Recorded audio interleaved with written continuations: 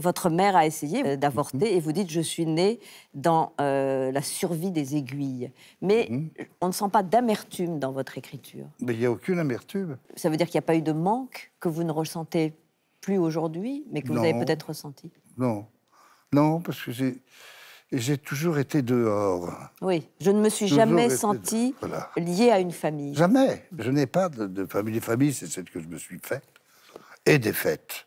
Fait et défaire.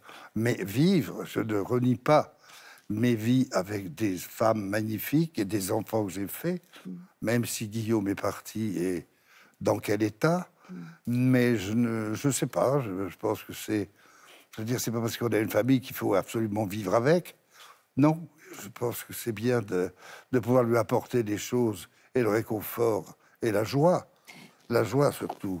Vous, cette famille, vous l'avez quittée, Gérard Depardieu, car vous allez à Paris, après une scolarité chaotique. Déjà, vous partez, vous allez apprendre d'ailleurs le jeu, le théâtre, notamment avec Jean-Laurent Cochet.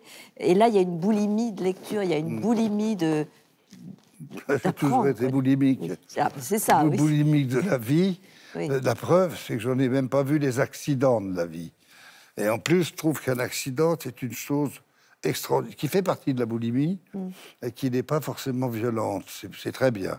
Les accidents de moto, les cœurs, les cuites, ce que les gens bavent ou disent. Rien à foutre. Je suis plus fort parce que je suis un boulimique de la vie et de l'amour. Et puis aussi de la curiosité. D'où vient cette curiosité? Ça, alors là, ça vient des autres, parce qu'il y a tellement de cons qu'on est obligé de s'intéresser, de se dire, mais c'est pas possible, il est aussi con. Et puis on leur pardonne un peu aux cons, surtout quand ils ont le pouvoir. Ah oui, ça vous ne les aimez pas beaucoup, vous le dites dans le livre, ceux qui ont le pouvoir. Oui, ça, beaucoup de cons. Voilà. Beaucoup, beaucoup. Il y a eu des...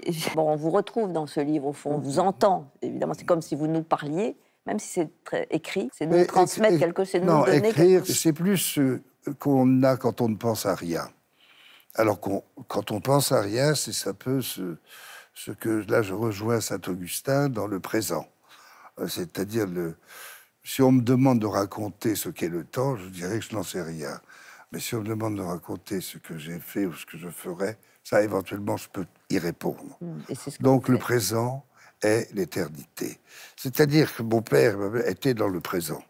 Il était dans la mouche qui vole autour du papier qui colle. Et puis, c'est tout. Quand la mouche était collée, on la regardait se débattre. Et le temps passait comme ça. Donc, cette éternité du présent, je le retrouve dans l'ailleurs. Parce que dans l'ailleurs, on n'a pas d'autre choix que d'être dans le présent. Vous dites surtout, je vais vivre comme un enfant. Vous avez toujours ce regard d'enfant?